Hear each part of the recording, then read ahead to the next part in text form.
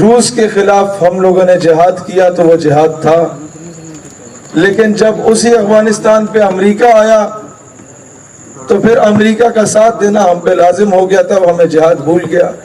لہٰذا جب تک ہم یہ نہ کہیں کہ جہاد صرف وہ جائز ہے جو امریکہ کی خوشنودی سے ہو، تب تک ہم آزاد نہیں ہو سکتے۔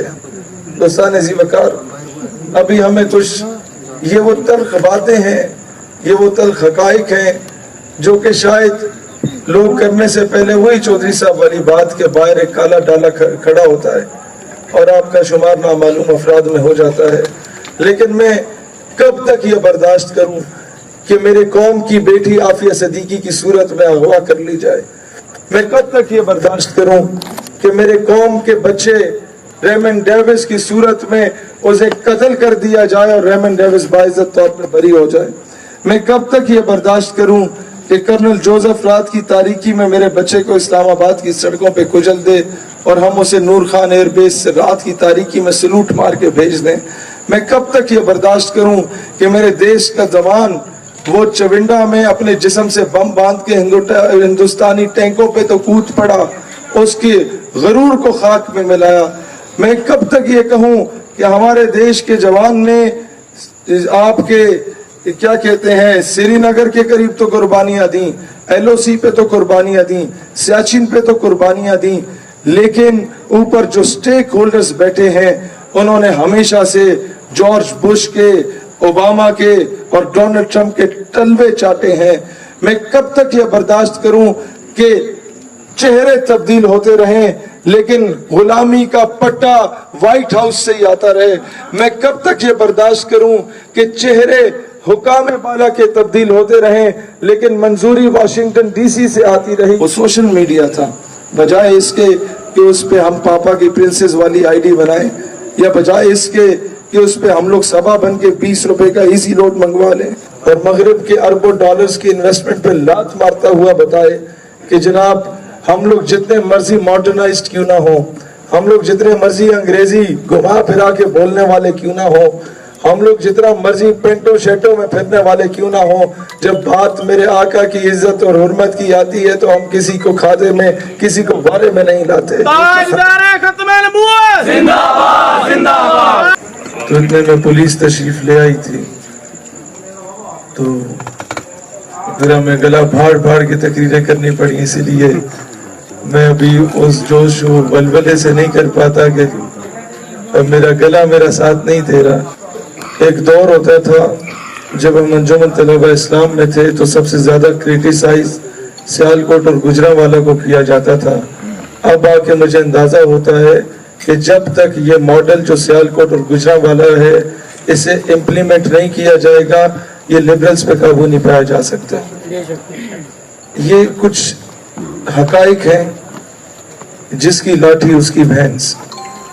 دنیا کا قانون رہا ہے، کفر ہمیشہ سے ہمیں کیوں چماٹے مارتا رہا کہ جب وہ ایک گال پہ تھپڑ مارتا ہم کہتے ہیں بھائی جان ہم بڑے پرامن ہیں، ہم مسلمان ہیں، دوسری گال بھی حاضر ہے۔ ہمیں اسلام نے کبھی یہ درس نہیں دیا۔ اسلام پرامن مذہب ہے، لیکن اسلام کبھی یہ نہیں کہتا کہ ماں بہن بیٹی کی عزت کو پامال کیا جا رہا اور تم چوڑیاں پہن کے بیٹھو۔ اسلام کبھی یہ نہیں کہتا کہ عراق میں مدر آف آل بامز گرائے جائیں، افغانستان میں، اور 12,000 بم آپ کے عراق میں گرائے جائیں۔ بہنوں کو ان کے بھائیوں کے سامنے برہنہ کر کے سٹ سٹینڈ کی سزائیں دلوائی جائیں 2002، 2003 اور 2004 میں، اور پھر ان کے وہ سی ڈیز وائرل کروائی جائیں اور پاکستان میں بھیجی جائیں اور باہر یہ لکھا جائے کہ یہ حج اور عمرہ کرنے کا طریقہ ہے۔ اور جب مسلمان اسے اپنے کمپیوٹر میں ڈالتا تھا اور وہ عبرت حاصل کرتا تھا اور اس کے ذہن میں یہ آتا تھا کہ کل کو اگر میں امریکہ کے بارے میں کوئی بات کروں گا تو شاید ہمارے گھر میں ہماری ماں بہنوں بیٹیوں کے ساتھ بھی یہ ہو۔ اقبال رحمت اللہ علیہ جس کانسیپٹ کو سمجھانے کی کوشش کرتے ہیں، کبھی ایسا نہیں ہوا۔ یہ پنجاب کا علاقہ ہے، آپ انٹیریئر پنجاب میں جائیں، آپ انٹیریئر سندھ میں جائیں، آپ بلوچستان میں جائیں، کہ نوابوں وڈیروں کا رواج کافی زیادہ ہے۔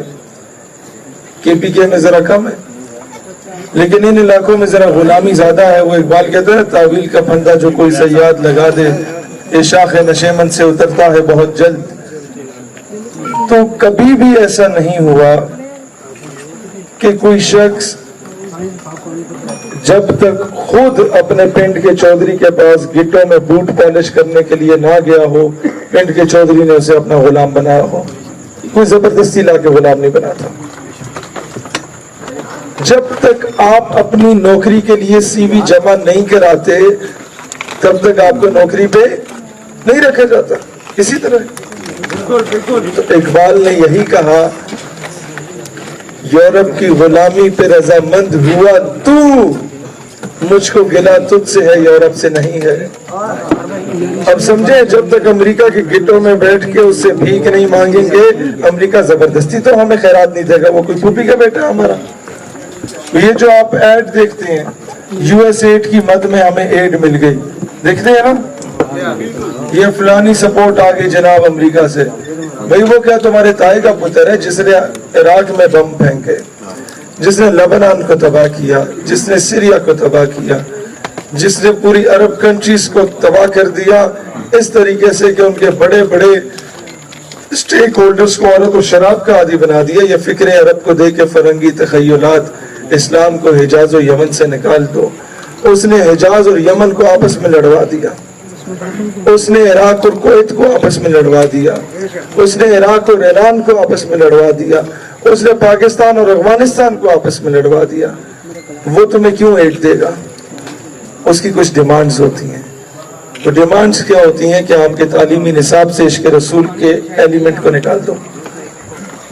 آپ میں سے جو 40 یا اس سے ابو ایج کے لوگ ہیں, یا اپنے بزرگوں سے پوچھئے گا کہ ان کے دور میں ایک مضمون اردو میں پڑھایا جاتا تھا, غازی علم الدین ایک عظیم عاشق رسول کے نام سے. آج نہیں پڑھایا جاتا. ایک دور ہوا کرتا تھا کہ سلطان صلاح الدین ایوبی کے بارے میں ہمارے بزرگوں کو پڑھایا جاتا تھا. آج مصطفیٰ کمال اتاترک پڑھایا جا رہا ہے, جسے انگریزوں نے لانچ کیا اور ایک لبرل ترکی ہمارے اوپر مسلط کیا تھا. آج وہ سلطان محمد فاتح نہیں پڑھایا جاتا. آج ہمیں وہ غازی عبدالحمید نہیں پڑھایا جاتا. آج ہمیں وہ نور الدین زنگی جیسا چیف آف آرمی اسٹاف نہیں پڑھایا جاتا. اسی لیے ہمارا وزیر اعظم کہتا ہے کہ جو بارڈر کی طرف جائے گا وہ ملک دشمنی کرے گا. بندہ اس بدبخت سے پوچھے کہ تم ہر 5 ستمبر کو آ کے دعا کرواتے ہو کہ اللہ کشمیر کو آزادی دلوا دے, اپنے ساتھ کچھ علماء کو بھی بٹھا دیتا ہے. اب میں دعا کرواؤں, آپ دعا کروائیں, اچھا لگتا ہے. ہمارے پاس اور کچھ ہے بھی نہیں, نعرے لگانے کے علاوہ, دعائیں کرنے کے علاوہ, تقریریں کرنے کے علاوہ. لیکن جب وزیر اعظم بھی دعا ہی کرے تو کرسی ہے تمہاری, یہ جنازہ تو نہیں ہے, کچھ کر نہیں سکتے تو اتر کیوں نہیں جاتے. اللہ وطن. آپ لوگوں میں سے ہماری بہنیں ہیں, وہ کئی ایسی ہیں جو کہتی ہیں کہ سر ہم لوگ کام کرنا چاہتی ہیں اپنے مذہب کے لیے, اپنے وطن کے لیے, اس نظریے کے لیے, لیکن نہیں کر پا رہی. ہم لوگ اوپنلی سوشل میڈیا نہیں یوز کر سکتے. میں نے کہا آپ سے کتنے کہا ہے, آپ سے کس نے کہا ہے کہ ہماری بہن آپ اپنی تصویر سامنے آویزہ کر کے سوشل میڈیا استعمال کریں. آپ اپنے آڈیو نوٹ کے ذریعے اپنی انقلابی آواز, وہ درد بھری آواز اس امت کو پہنچا سکتی ہیں. آپ اپنے ماشاءاللہ شاہ صاحب یا نبی آپ ہیں, غلام ہیں رسول کے, غلام یہ رسول میں جو ہو نہ عشق مصطفیٰ تو زندگی فضول. بڑے ہمارے لیے آنر کی بات ہے شاہ صاحب یہاں تشریف لائے.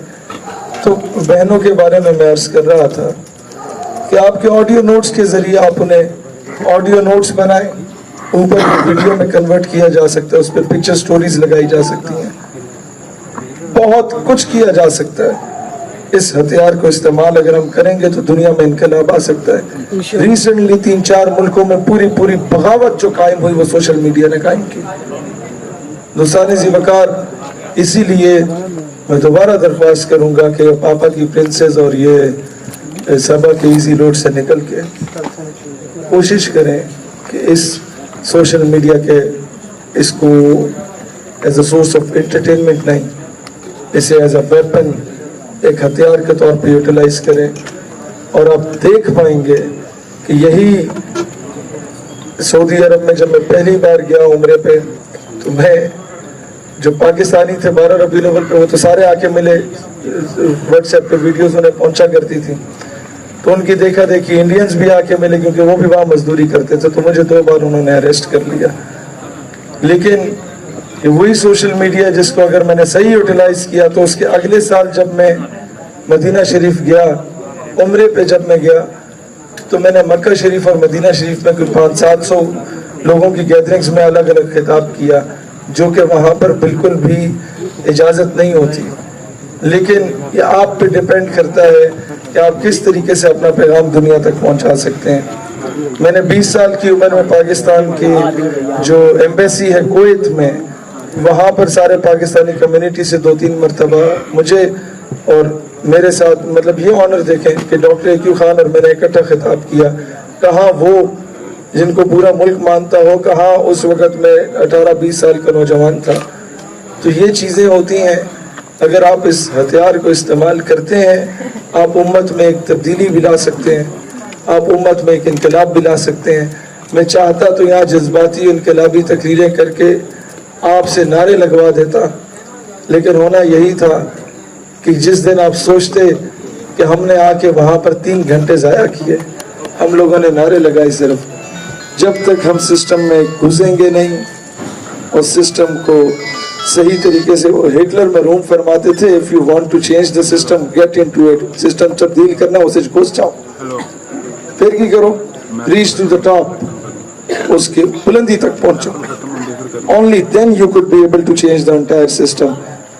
ਤਾਂ ਤੁਸੀਂ ਜਾ ਕੇ ਉਸ सिस्टम ਨੂੰ चेंज कर सकते हो, नहीं तो बाहर बैठ के नारे लाओ, कोई फर्क नहीं पड़ेगा, कुछ भी फर्क नहीं पड़ेगा। दोस्तान ज़िवकार, ये लॉन्ग टर्म मेयर्स हैं, ये इस तरह नहीं, बस ठीक है 2 जुमले, ये इस तरह नहीं है कि आज हम नारा लगाएं तो कल ये नजरियाती लोग जो है वो कोई हुकूमत कायम करके, ये एक तवील जद्दोजहद है। आप सिस्टम पे काम करें, कल को हम लोग हो ना हो, मैं ये दावे से कह सकता हूँ कि पाकिस्तान हकीकी मायनों में एक इस्लामी जमहूरिया पाकिस्तान कहलाने का हकदार होगा। मैं दावे से कह सकता हूँ कि पाकिस्तान अपने फैसले खुद कर पाएगा।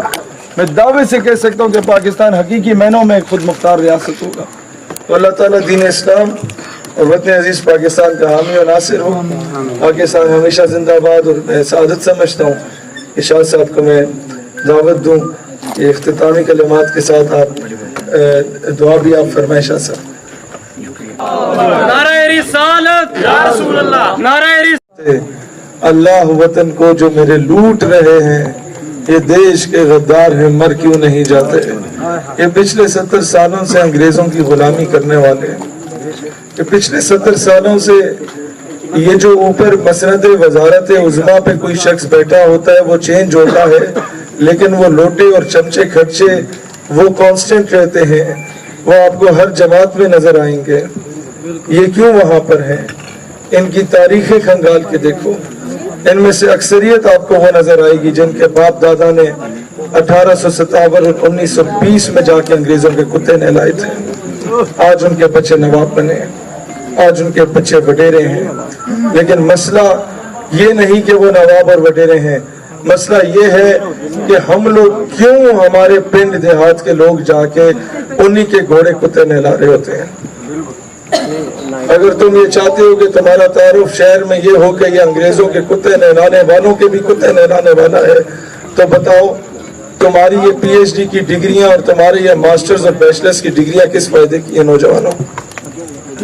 आज के बाद इस गुलामी को तोड़ो, हुजूर अलैहिस्सलाम की गुलामी के दामन को थामो। आज के बाद वो क्या कहते हैं, मोहब्बत कौन करता है, मोहब्बत कौन करता है, मोहब्बत कौन करता है, सियासत कौन करता है, मुझे मालूम है मेरी हिफाजत कौन करता है। हम इन्हें लाज रखी है बुजुर्गों की यहाँ, वरना सभी टुकड़ों में फैलते हैं, बगावत कौन करता है। दोस्तान ज़िवकार, अब इन जाबिरों, इन जालिमों, इन चोरों, इन लुटेरों, इनके खिलाफ बगावत का वक्त है। अब इनकी गुलामी के दामन को छोड़ने का वक्त है। अब पाकिस्तान के फैसले पाकिस्तान के अंदर करने का वक्त है। अब अक़वाम आलम को जो उम्मीदें आपसे वाबस्ता हैं कि वो फ़लस्तीनी बच्चा इजरायली तोप के सामने कंकर उठा के कहता है कि नहनु अबनाउल मुस्लिमीन व Kullu Anas Salahuddin, we are all the children of Muslims and each and every one of us is Salahuddin Ayyubi। वो नौजवान जो वो कंकर उठा के इजरायली तोपों की तरफ देख के कहता है कि do not look at the stone in my hand, look at the atom bomb in Pakistan। वो नौजवान जो ये कहता है कि मेरे हाथ में कंकर ना देखो, पाकिस्तान में मौजूद एटम बम को देखो। शायद वो नौजवान वो कहता था, आज नहीं कहता। वो मायूस हो गया क्योंकि यहाँ पर आधा घंटा वजीर आजम के कहने पे आपने भी और मैंने भी एहतजाज किया जुम्मे के दिन, कश्मीर हमें नहीं मिला। मैंने वजीर आजम को मशवरा दिया कि आप आधा घंटा किसी जुम्मे को बैठ के एहतजाज कर दें, शायद भारत को दर्स आ जाए। शायद अगले जुम्मे आप लेट के एहतजाज कर दें, आधा घंटा भारत को तरस आ जाए। लेकिन अगर फिर भी मशवरा दिया कि आप आधा घंटा किसी जुम्मे को बैठ के एहतजाज कर दें, शायद भारत को दर्स आ जाए। शायद अगले जुम्मे आप लेट के एहतजाज कर दें, आधा घंटा भारत को तरस आ जाए। लेकिन अगर फिर भी आपको कश्मीर ना मिला तो किसी जुम्मे को तमाम हुकाम बाला, तमाम से मुराद आप समझते हैं इंक्लूडिंग फरिश्ते, तमाम हुकाम बाला कायद तेरी जुर्रत को सलाम है, सलाम है। कायद तेरी जुर्रत को सलाम है, सलाम है। तमाम अगर इससे भी आज़ाद नहीं होता कश्मीर तो किसी जुम्मे को आधा घंटा निकालो और उम्मत के सामने आधे घंटे के लिए किसी जुम्मे के दिन मुर्गा बन जाओ और कहो कि अब मोहम्मद बिन कासिम ने नहीं आना। अब ये जो बहनें हैं, ये जो दीवार पे लिखती हैं क्या सैयदना उमर फारूक के वारिस अब नहीं रहे, तो उन्हें कह दो कि बस हमीयत नाम था जिसका गई तैमूर के घर से, अब वो गैरत जुर्रत शुजात हो गई। अब हमारी तलवारें डोनाल्ड ट्रंप के आगे रक्स करने के काम आती हैं। अय्यूबी रहमतुल्लाह अलैह फरमाते थे कि जब मुसलमान की तलवार औरत और शराब से जंग आलूद हो जाए तो वो हाकिम वक्त बेगैरत और बुज़दिल तरीन हो जाता है। वो तलवारें आज देख लो कि वो औरत और शराब में तो लथपथ नजर आएंगी, आपको उन बड़े बड़े जागीरदारों और उन बड़े बड़े सरमायादारों और उन बड़े बड़े स्टेक होल्डर्स के बच्चे और बच्चियां मुल्क से बाहर तालीम हासिल करते हुए नजर तो आएंगे, लेकिन आपको वो तलवारें आज कश्मीर, बर्मा और फलस्तीन के लिए उठती हुई नजर नहीं आएंगी। आपको माजरत के साथ मुझे दुख होता है ये बात कहते हुए, शायद ये बात अभी आपके सर से गुजर जाए, शायद आप में से दो चार ये बात समझ जाएं, शायद उन दो चार ही ऐसे हों कि वो अपने आने वाली नस्लों को बचा दें।